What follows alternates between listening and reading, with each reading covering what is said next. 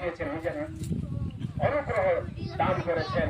আর তারা হচ্ছেন নবীগণ, শহীদগণ, সত্যবাদীগণ এবং নেক আমলকারী ব্যক্তি।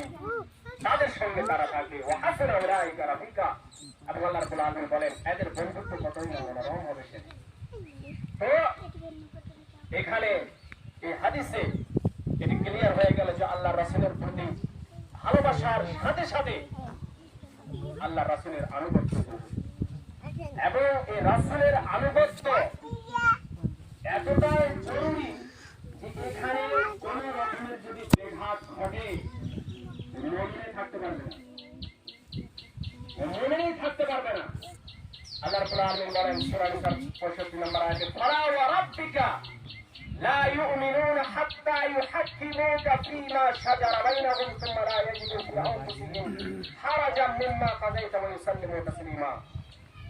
এই আয়াতের প্রেক্ষাপট একটু বলে দিই। সহিহ বুখারীতে জুবাইর বিন আওয়াম রাদিয়াল্লাহু তাআলা আনহু বলেন যে আমার এবং জুবাইর রাদিয়াল্লাহু তাআলা আনহু আল্লাহর রাসূলের নিকট ভাই।